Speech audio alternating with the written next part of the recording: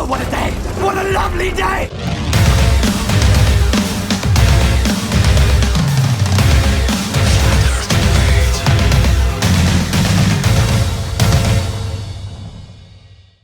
Welcome to Flat Earth Debate Live.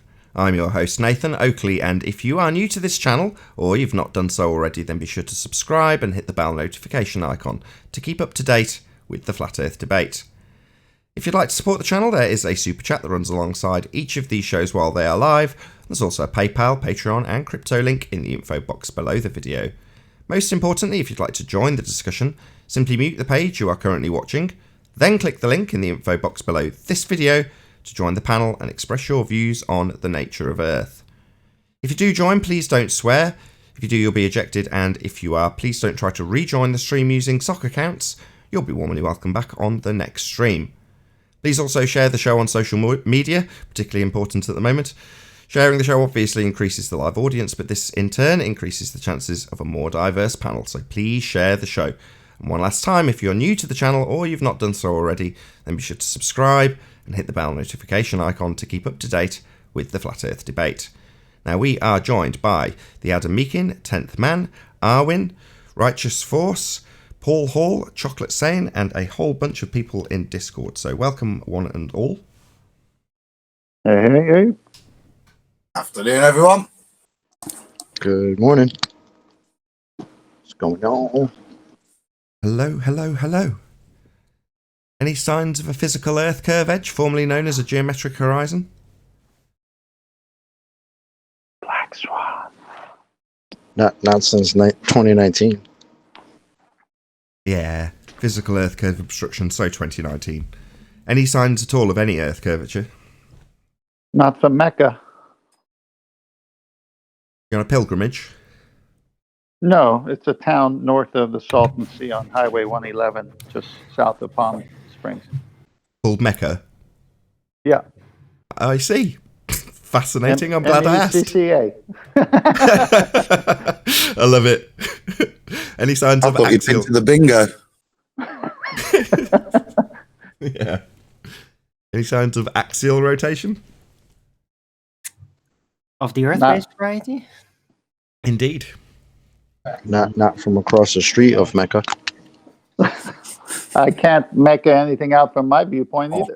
Oh, you've got a whole load lined up, haven't you? I can just sense it coming. I thought my Skyfall unbonded Spectre was excellent yesterday, and you said someone shoot me in the face.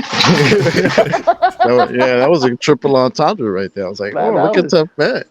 I had a 007 on that one. That's what I had. Oh my god. That was fairly good teamwork, I'd have said. Where were we? Any evidence of the distance to the sun? Go ahead, Arwin. That's over there. Agree. And it's nice and bright. The light, that is. Got you off Don't mute know today. exactly where it's coming from, though. Got you off mute today, Elijah. No swearing. Boy, Elijah, you're back.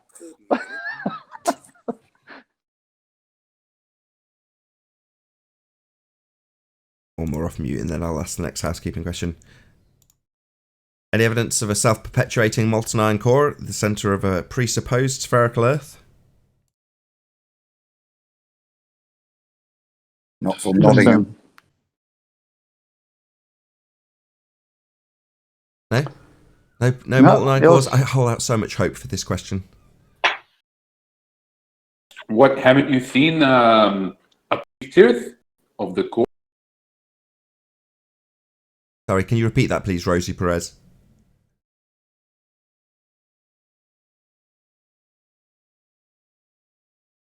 Have you not seen the pictures of the core? You're breaking up, I'm afraid. It's ruining the joke. Have I not Can seen you the hear pictures? me now? I'll fill in the gaps. Have I not seen the pictures in the textbooks that they present to school children? I have, surprisingly, quite a few times. We're supposed to reify them pictures. So you don't believe the pictures then? the illustrations of a molten iron core that can self-perpetuate at the center of a Earth that's definitely not sphere-shaped, provable on the show. No, I'm not convinced. Illustrations. Those were pictures. Somebody took those pictures. No, they're just illustrations. No one's taken a picture of a section removed from a presupposed spherical Earth to show the juicy molten toffee iron core. It's just a representation of What? how How they do think you it know should look that? like. There's no way. You don't know that. I do. I'm fairly confident in that. Nobody took a slice out like a circular cake and showed what was in the middle. That's never happened.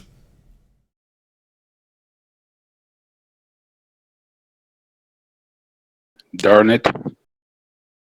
Go on, Owen. Did you have something to add? No, it's just that it need an illustration. It's just what they imagine it should be like. That's it. I can't be bothered to regale the audience with the story of Thea. We'll move on. Any scientific evidence of gravity?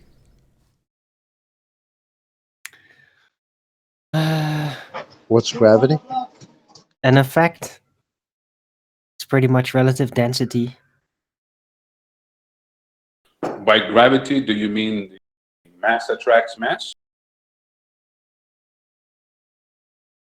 Well, that depends on which gravity you're going Is to that talk a about. thing? Is that a thing? No, I don't think that's a thing. Oh, okay. Adam, are you Just there? checking. Adam, are you around? Yes, sir. What's an atom? It's a way of describing the way we conceptualize the smallest unit of a particular element. What about the orbits that are described pre... I don't know what level it is that they start... GCSE. Is it GCSE level that they start telling you about the elliptical motions of these? So that's a conceptualization. Another Okay, conceptual- somebody's echoing pretty badly Yeah, somebody. in Discord, I think. Or it's Nathan. Pop yourselves on mute if you're not talking in Discord, if you would. Yeah, so the orbitals are a conceptualization, once again, just to help you imagine it. But in reality, it's a bit like light. So it's a probability function as to where the electron is. So in truth, they're neither, orbitals or anything. They're just quantum events, really, I suppose. And when you say you got there quicker than I was hoping, to be honest, I was going to Right. qualify that you were talking about physical matter when you're describing these things, and then you cross-reference it with light behaving in the same way. Yeah. So I think again, it's subject to Heisenberg's uncertainty, isn't it? So that in a similar way that we can, if we try to locate its position, we can't locate its speed, and it's a similar thing. It can be there if we want it to be there to measure it, sort of thing. But to try and describe it as a physical orbiting, or in any way, S shape, P shape, whatever shape you want your orbitals to be, is probably just a conceptualization, not a description of reality. Yeah, being able to draw it in a circle like it's moving around in a circle when it's actually a more probability-based conceptualization of where something potentially could be, as opposed to something moving around in a circle, correct? Yeah. Even to the point that initially it's circles, and then you realise it's figure of eights, and then other shapes and other stuff as well. So yeah, it's all simplified for conceptualization as opposed to description of reality. If that makes Okay. sense. I've got a point to all Can I this. ask a question? You can. I've got a Adam? point to all this, but go ahead, Darwin. Right. So could you perhaps, instead of imagining a atom with a electron supposedly orbiting, the core, the proton, neutron, whatever, orbiting it, instead of just thinking of it, okay, distribution of probabilities, maybe it could just be considered a field, that it's not really a unit. It's just there as a field surrounding it at all times. Can you even determine that it is at any specific point at any Surrounding time? what? Just because you can potentially detect it when the knowing part kind of ruins the process. Well, No, it doesn't ruin it. No. The knowing part gives it physicality. That's where I was going with this. No, but it ruins its natural state. It's like a field until you start to check out where something about it specifically is, and then it kind of Actualizes and starts to show itself more yeah, atomic-wise. you've completely stolen my thunder. You've completely stolen. Yeah, it actualizes upon having. What's going to get the words wrong now, aren't I? A knowledge. There you go. Got there in the end. Knowledge, and understanding.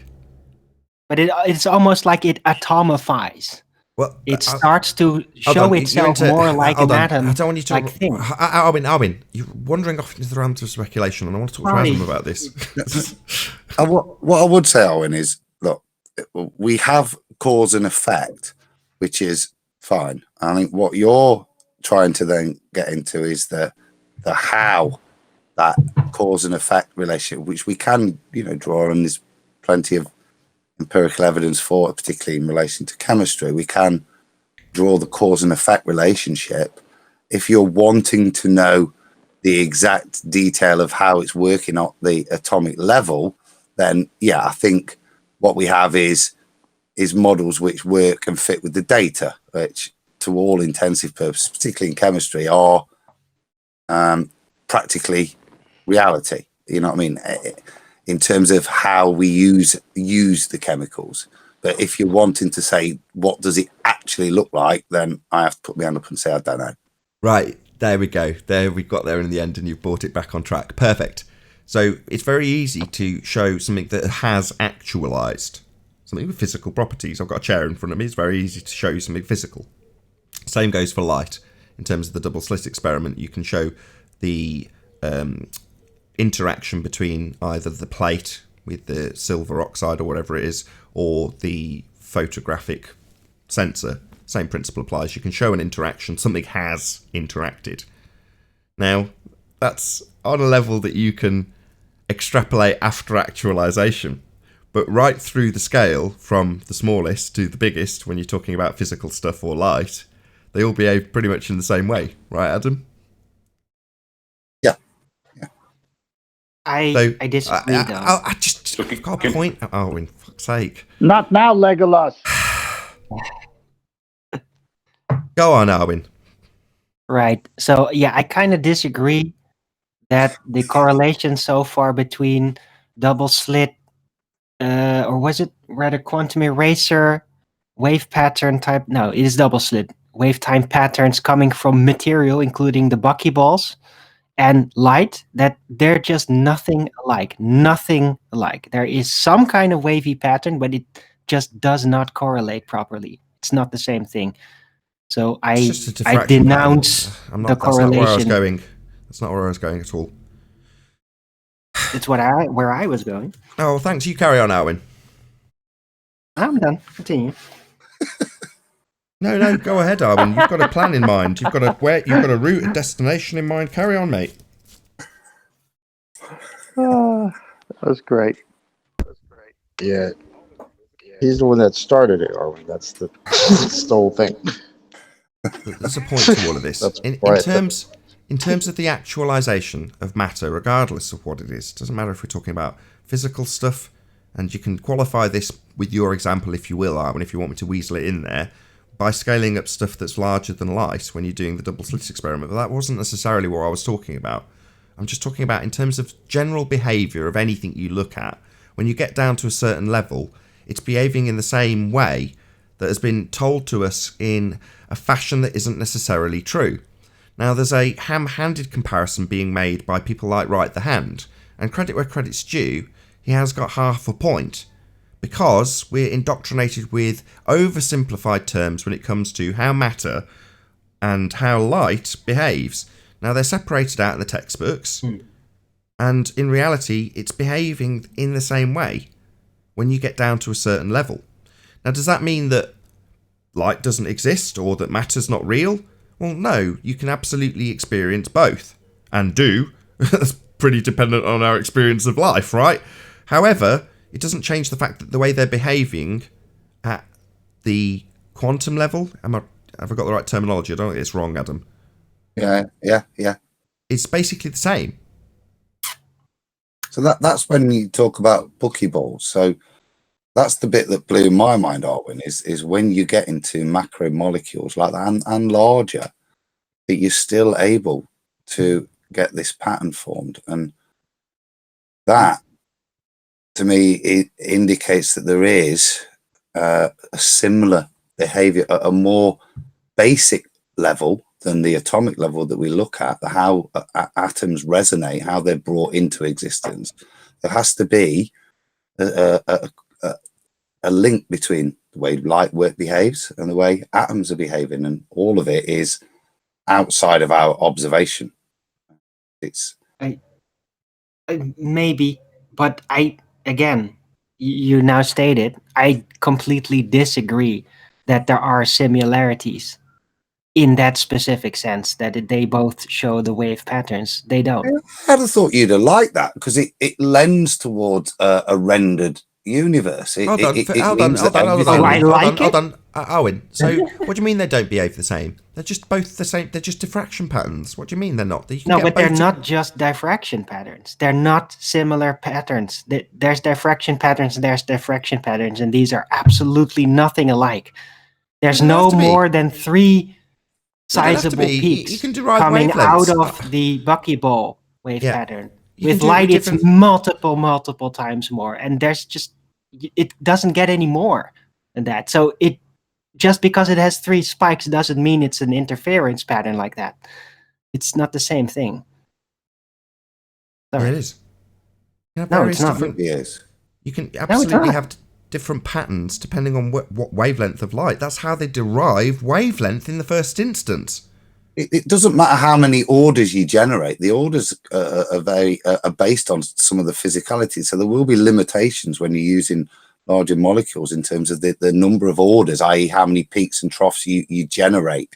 But the simple fact that you generate more than one is significant, surely. It doesn't wave up. If you size down the size of the molecules from buckyball to a smaller type of thing, it doesn't then start waving out into a more complex wave pattern.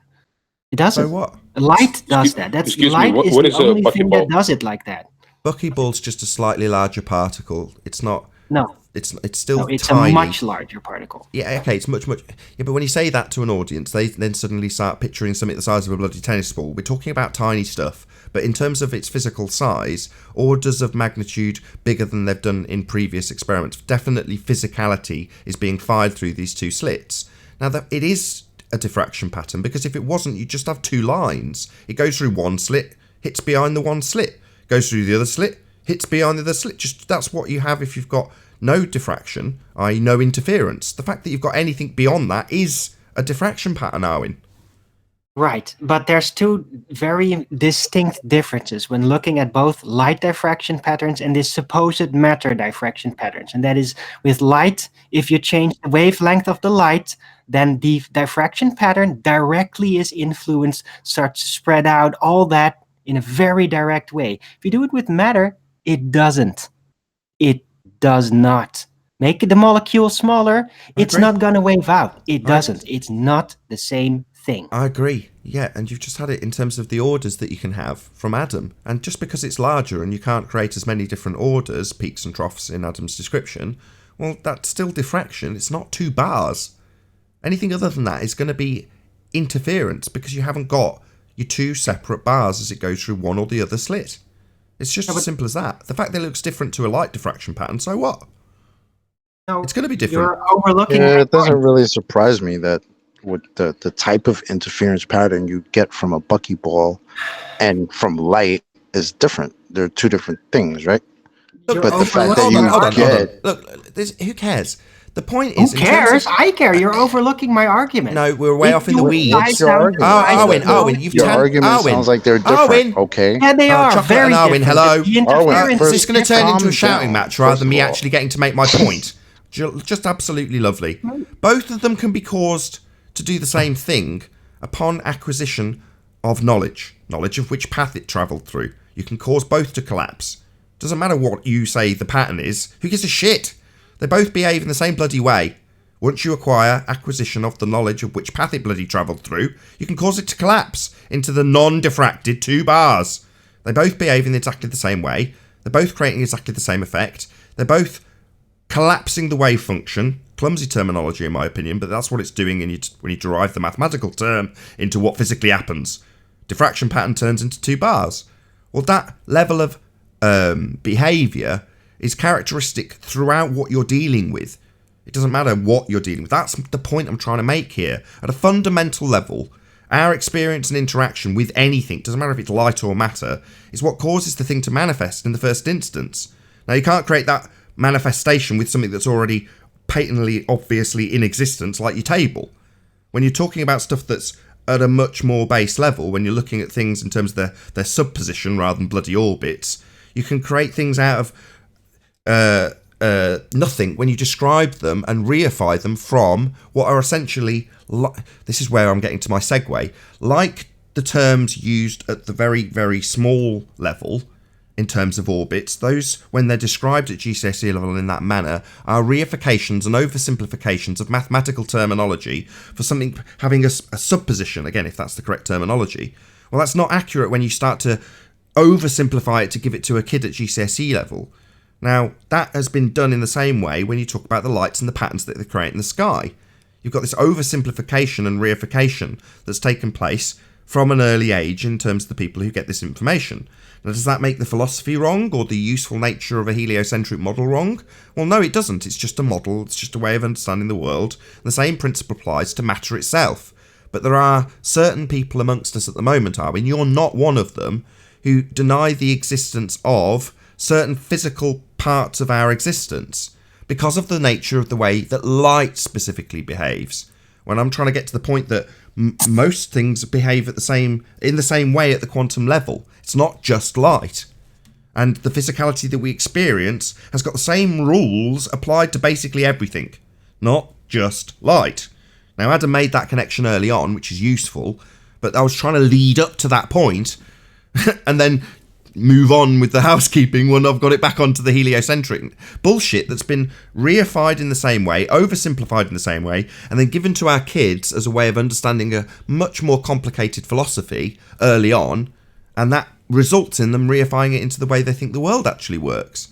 Now, that's been too much information in one little spiel because of your segue. You want to take it off on a completely different path in terms of what is or isn't the diffraction pattern of buckyballs versus light, which isn't really my point I'm trying to make here.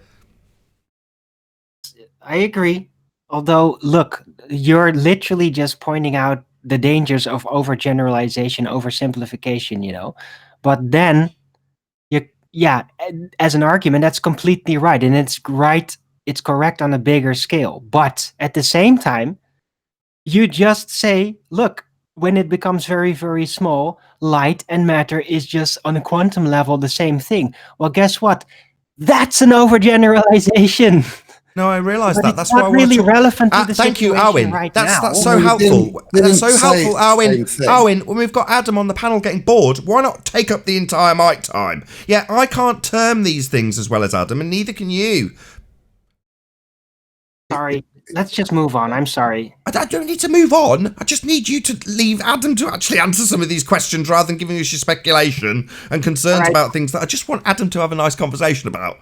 But thank you. Sorry, it was nice Adam. to chew up the I'm last on 5 mute. minutes with that. Well, no, you raised a good point. The point I wanted, well, what you said really there was, we're not saying they're the same. We're saying they're exhibiting similar behaviors. And in the case of these molecules, they're actually exhibiting a wave function, something that we do attribute physicality to, that we can't wave away with the magic of light. We're saying that fundamentally they are exhibiting this behavior. Now, I don't fully understand it, but I did do a little reading into it, and like I said, they are doing larger and larger molecules, and there appears to be a formula, for want of a better word, where the size of the molecule, basically, Nathan said we're not firing tennis balls here. Well, actually, I think theoretically what they're saying is if you can slow a tennis ball, something that size, you could actually demonstrate an interference pattern even with that. Now, the function of the formula is related to wavelength and speed. So in theory, if you could get the ball traveling slow enough, it would exhibit a wavelength, i.e. a probability distribution, as if you could get it moving slow enough. But this is what's happening with the slightly larger molecules. Now, what they, instead of having the big, lovely wavelength of light, they have a much shallower wavelength, and there's a requirement for them to be traveling much, much slower for you then to be able to measure and see this interference pattern. But I think theoretically they say it's possible with anything if you could get it moving slow enough. Then the bigger it is, the slower it has to go to exhibit it. But isn't one of your yardsticks? It isn't one of the yardsticks. I'm not going to pin this on you.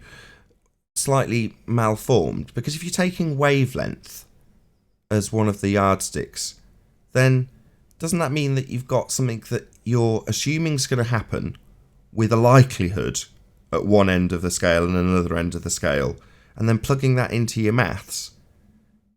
Doesn't that just still give you a statistical outcome? Sorry.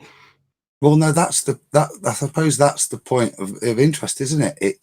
Why is it got a wavelength? But that's what they're saying. If they fire them slow enough, it appears to be rendering. We don't get physicality, the instant physicality we assume. If you fire them, dead fast, then you just get physicality. But if they're saying based on the molecule itself at a certain wavelength, it will exhibit this behavior at a certain speed. That's my only it's not my field. Do you know what I mean? It's QE's. He knows this. It's him that sent me a load of the documents, and I was just trying to read a little bit further as to why. I say I don't fully understand why, but I think that's the thing that everything does. Theoretically, everything exhibits this because everything is. This is why I said Arwen would like it, because it is a fundamental that everything, to me, it says everything's a creation in the mind of God or in a rendering. All right. Well, I disagree. I think it is actually an overgeneralization. And I think that matter does not display the real similarity in its supposed interference pattern compared to light. It's just absolutely nothing alike. Well, what do you see that is then, those results? You've seen the 3 peaks. It is a distribution pattern, but it is nothing like the light diffraction cascade effect. Arwen, you're going to embarrass yourself, Arwen. If it's a distribution pattern, it's not one hit behind one slit, one hit behind the other. That's game over for your argument. No, I'm talking about the wave, the supposed wave correlation. When The light argument does is, Arwen, the argument is that it pattern. loses its physical properties, right? I'd like to see a diffraction pattern based on matter that actually splits up like more than 5 separate. Why? The order? Who Because cares about then the order? it would prove that it can actually go beyond that. Right. So what you've got to look at there is if you look at the maths about how that pattern is created, the size of the molecules will diminish the ability to get the larger orders of magnitude. So you'll get 1, 2, 3. But even with, and again, I'm not an expert here, but I know there's certain ways. This is the reason that the way in which the interference patterns are higher peaks in the middle and then they get smaller as you tail off is the way in which the interference is created. So the greater orders have a much more number of interferences occurring, which is why you've got smaller peaks.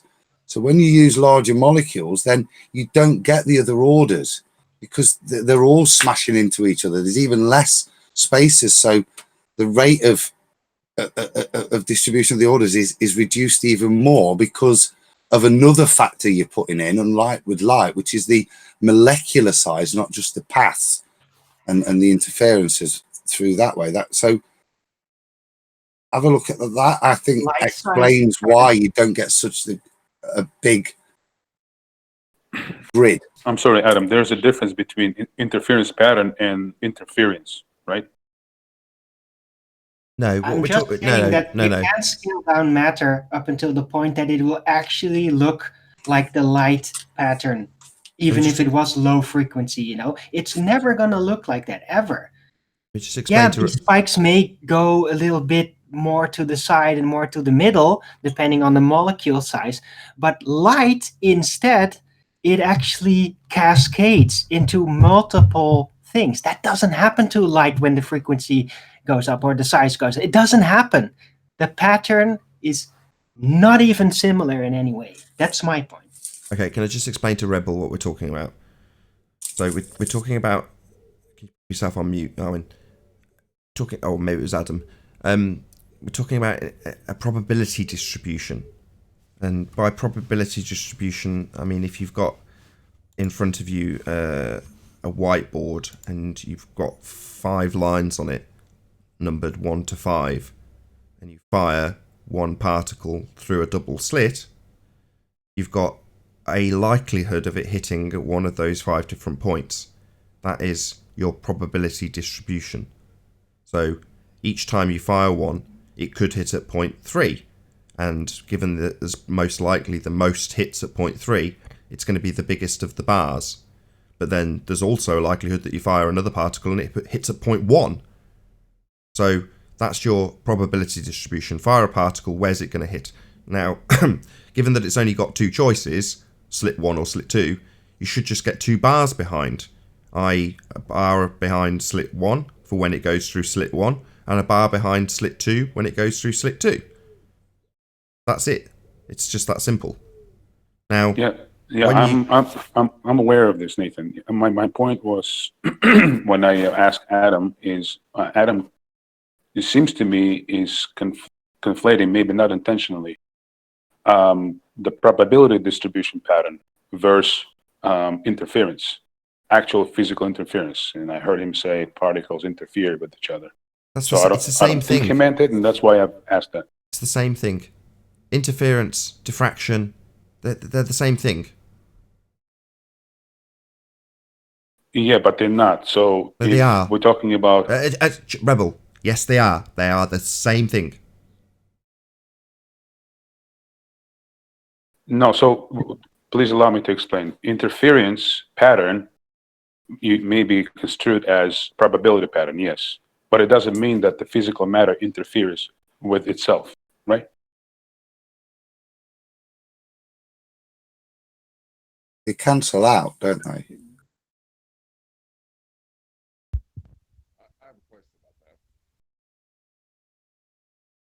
I've lost you guys. I can't hear you. You want to repeat yourself, Adam? That it's a cancelling out, isn't it, within the wave? The way in which the interference patterns are occurring within the probability distribution. So when we see the bands, they're the bits that are hitting. The bits that aren't hitting are cancelling each other out in the wave, like you would imagine in a wave pool, ripple like that. But that's a thing. Nothing really cancels each other, right? It's a probability distribution. Exactly. We don't necessarily say a wave pattern. When something like a buckyball.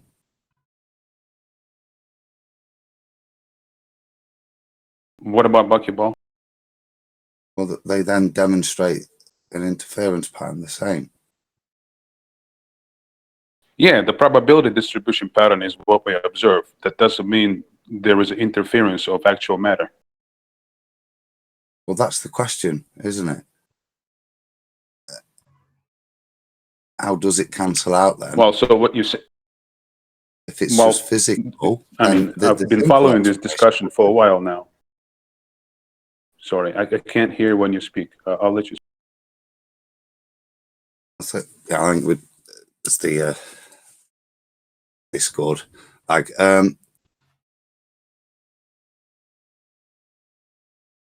You go on, because I'm trying to understand what you're saying.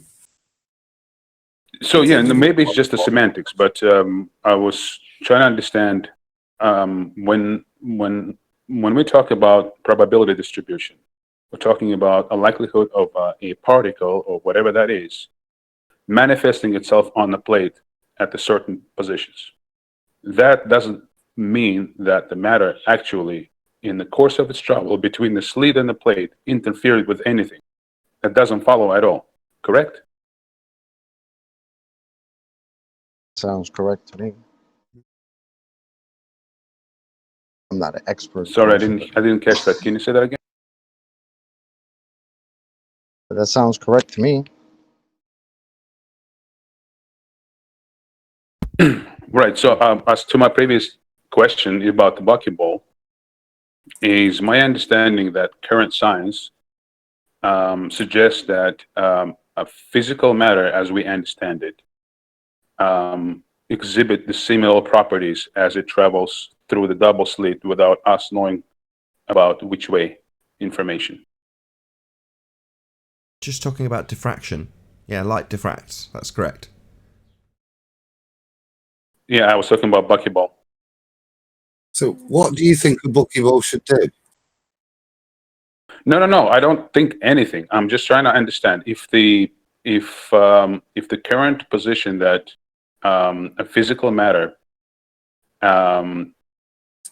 exhibits distribution probability pattern, then I don't understand how size matters. If we know that a physical matter actually exhibits these properties while we shoot through double slit, I mean, what would matter in terms of size of a particle? All it matters whether or not we know which way, path information, right? So I'll give an example. I have kids. They like air guns, pistols, rifles, right? If I have a rifle, automatic rifle that shoots BBs, plastic BBs, and I'll put it on one end of the room, and on the other end of the room, I put a piece of paper, and in between them, I'll put something like a cardboard board, and I'll cut 2 slits through it. And I'll have that automatic rifle shoot automatically, I don't know, 1,000 BBs in the course of 2 minutes. And while it's doing that, I'll cover the entire path, or I'll actually do it better. I'll close the room so nobody sees which way the BB actually went through, which slit in the carton box. Once the test is done, I'll open the room, I'll come in. What will I see at the other end of the paper, at the plate, so to speak? Will I see a distribution pattern of BBs cutting through the piece of paper, or will I see 2 slits, 2 holes basically cut through the piece of paper? That's the question, right? If the physical side that's is... what I was saying earlier. So if you want to take BBs as the example, the theory says that if you could fire those BB bullets at a significantly slow enough rate, then they would exhibit, okay, and this would have to be stupidly slow, yeah, but it would force it to have to render everywhere, so it would exhibit a distribution pattern and therefore a interference pattern to the side. But yeah, but that's unattainable. It's only theoretical, but is now supported by the simple fact that something we would consider totally physical, such as a buckyball, does demonstrate this. Because it's so small, we can still fire it at a speed that works with what they're saying, so it goes at a sufficient speed and it does demonstrate a wavelength in terms of a probability distribution. I mean, the reliance on speed is the first time I'm hearing about it. Like, I've never heard, and I've followed the quantum stuff for a while now.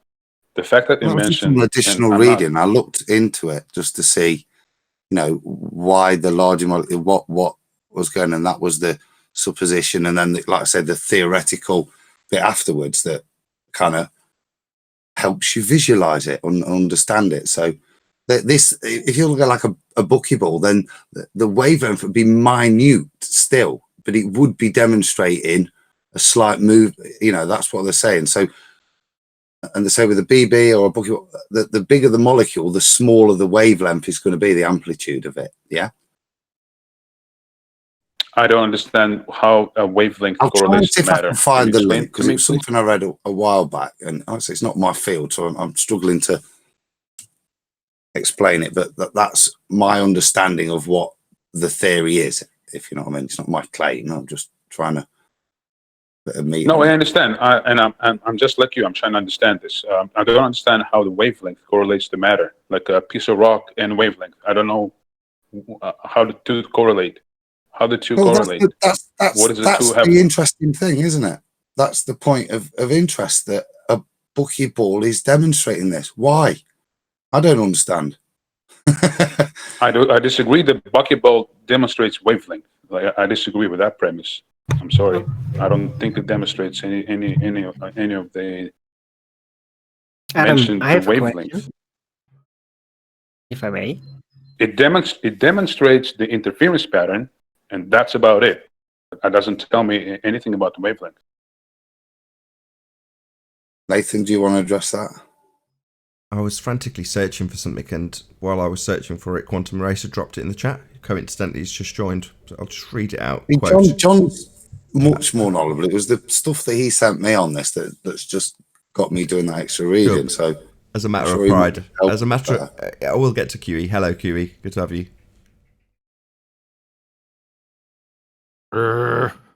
Thank you for the link. Just for the benefit of the audience and for Rebel. Quote: no one has ever been able to define the difference between interference and diffraction satisfactorily. It is just a question of usage, and there is no specific important physical difference between them. Richard Feynman, Nobel Prize in Physics. I've posted the link in Discord for you.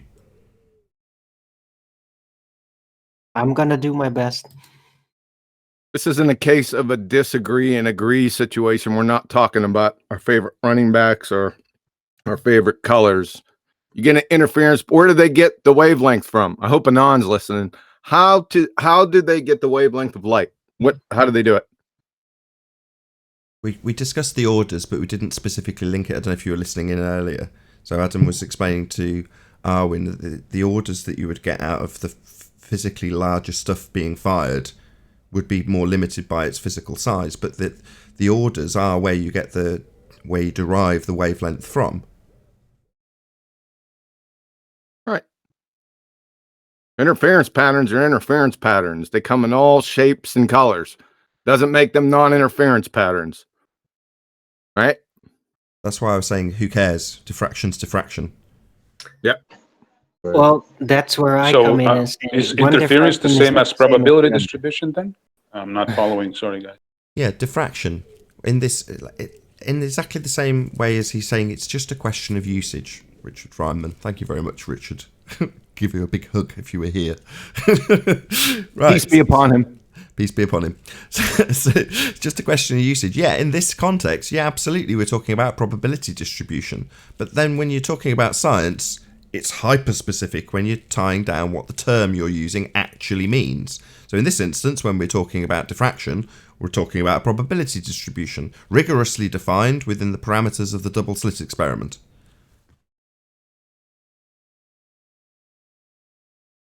I see. So diffraction and interference, one and the same, right?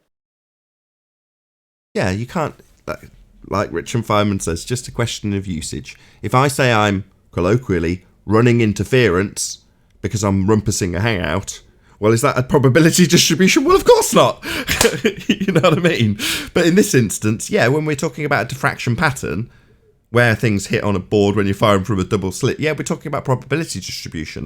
And in terms of the context of scaling things up to physical stuff that we experience, the way it behaves is the same at the quantum level. That was my original point. We've gone off way into the weeds, and I'm happy to have it discussed in this way.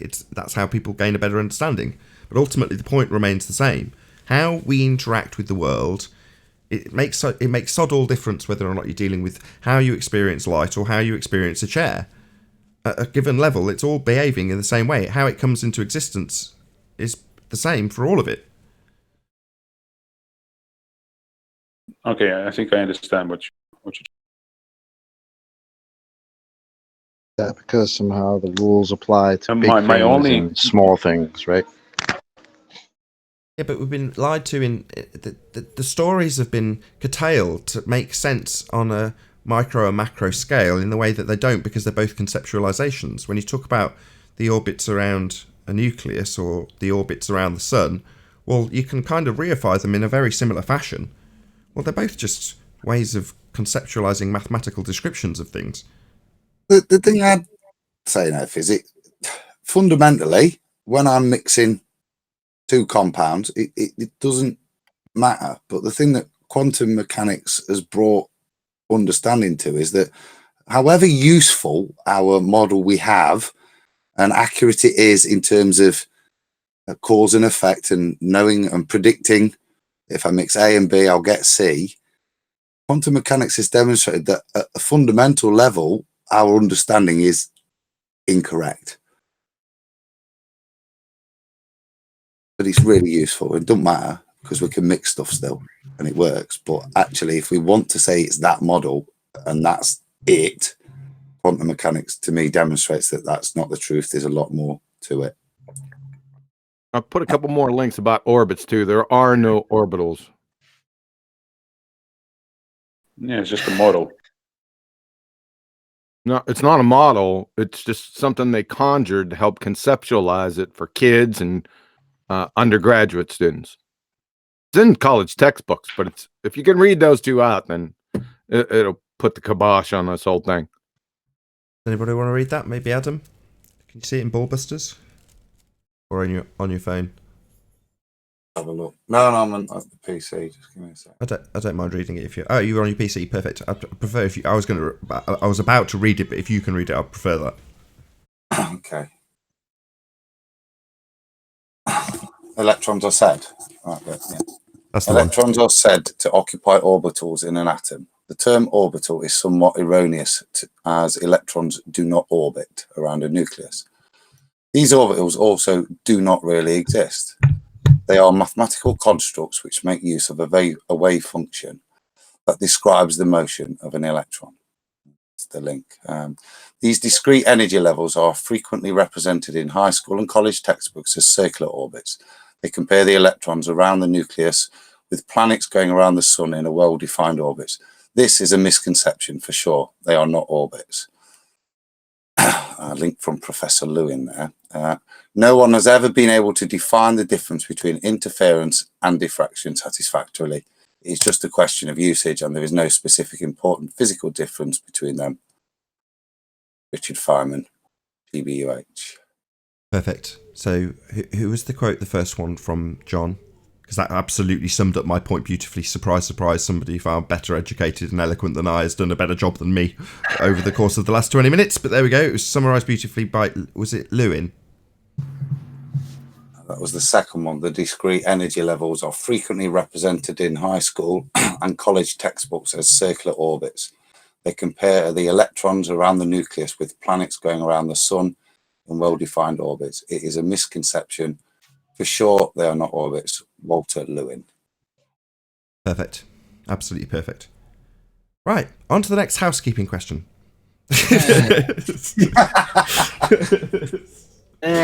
Wait, took 40 minutes. We didn't get to the point of what is the matter to do with wavelength. I didn't quite get that. So it's the same. That was my other point. Exactly. So, Adam, if you can repeat that bit where it talks about the probabilities, I think it uses wavelength as the term, or probability distribution, one or the other. Was that from the first quote? Electrons are said to occupy orbitals in an atom. The term orbital is somewhat erroneous as electrons do not orbit around a nucleus. These orbitals do not really exist. They are a mathematical construct which makes use of a wave function that describes the motion of an electron. That's mhag.com physics chemistry. So when we talk about, sorry, I thought you were done. When we talk about buckyball, where do we derive wavelength? And how do we derive that? Well, you're taking it to the next step. You're taking it to the step where you're taking that thing that's only being described and compared to orbits. But the point here is that when you're describing that, you've still got that wave function, i.e. probability distribution, where it's actually being described as an orbit. Well, it's not. It's the same principle when you're talking about wave function collapse when you're doing the double slit experiment. But in this instance, you're just describing a probability of where something would be and how that's oversimplified into an orbit of something spinning around something else. Well, it's not. It's a probability distribution. I'm just not very eloquent at describing this stuff, which is why I was hoping for a bit of hand-holding from Adam. You are describing it lovely. I mean, I suppose if you want to conceptualize it a bit more, the way to do it is like fields around where the electron is, I suppose, quantumly occupying every point at every point in time, but never being at any one place. Sounds familiar. Exactly. I think I suggested that. Well, that's the point of it, describing it as a probability function. This is quantum mechanics, Arwin. It's not your idea. That's the purpose of describing it like that mathematically, because it's the only way, if you do want to take hold of it, to use it in another way where you need to define it, then that's the only way of doing so. But it isn't there like that. Well, he asked how they got the wavelength, right? He asked where they got the wavelength. Diffraction grating. Say again, Quantum Eraser, one more time. Diffraction grating. That's where they get the wavelength from. I went over this. Just go to the quantum mechanics presentation, right? And there's a section on frequency and wavelength. There's a link below. I believe it's about the 23-minute mark. So there's lots of different little red dots and dashes on screen. If you're scrubbing through and it's not 23 minutes, I've got it wrong. But it's in the link below this video, quantum mechanics presentation. When you see those various different, they're the orders, they're the different wavelengths shown on a diagram with lots of different like laser light dots looking things on the screen. We'll just scrub through to there and there's a full detailed explanation of how they derive the wavelengths from these orders.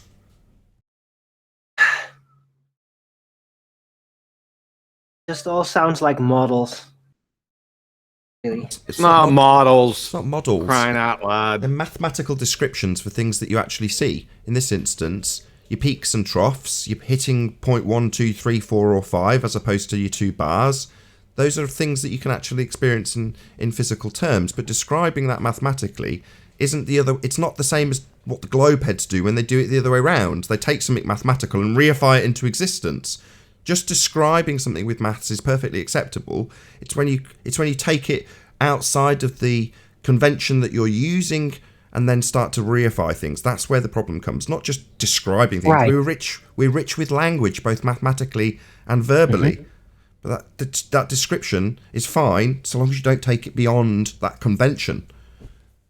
Right. Well, So, yeah, John, but in a Huey, more Huey. like a model. Hold on, That's Rebel. just what I was saying. So, What are you talking about is a model? Are you saying diffraction grating is a model? Be specific into what you're saying. Grading. Well, the sizing up of the patterns and any conclusions That's mathematically not a derived model. It therefrom. actually happens. Well, it is all based on analysis of data of real things, Yeah. of course. Oh, God. And that makes it much better than a globe model, which is, as Nathan said, the other way around. It's Yes. imaginary and then attributed supposedly to a reality, but not really. But I don't know. But counting how many beans you've got and putting a number on it is perfectly fine. Saying I've got 5 beans, or 3 beans, or 20 beans, or 1,000 beans, that's acceptable. However, the other way round is saying, I've got a piece of paper and I'm going to write down on that piece of paper, I've got 1,000 beans. Therefore, I've got 1,000. No, you haven't. That's not acceptable way around. That's the way. And those beans are real. That's my on that point. piece of paper. Right. Yeah, exactly. Right. Reification from mathematics, taking the abstract and turning it into the real. Well, describing something requires the abstract. If you're just going to verbalize it, the words that are coming out of your mouth aren't the thing you're describing, obviously. But that's just communication. We're rich with language, and some of that language is mathematical. Nathan, I've been listening, and you had to bring up beans, but beans can't be reified, but they can be refried. I fucking knew it. I knew I it. knew it was coming too. You said Seize him. The king of pawns returned. I knew the refried was coming. Oh my god.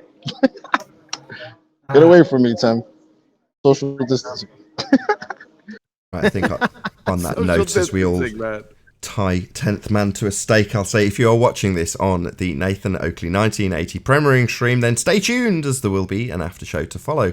Unfortunately, if you're watching this live on the Nathan Oakley channel, this is where I bid you farewell. Huge, massive, enormous thank you to both Discord and G+ panels for making this live show possible. If you did want to watch these shows live for the foreseeable future, then you need to subscribe to Nathan Oakley channel. There will be a link in the info box and comments below this video. As I say, stay tuned if you're watching on Nathan Oakley 1980. After show begins now. I've been Nathan Oakley, and I'll see you all in the next video. Oh, what a day! What a lovely day!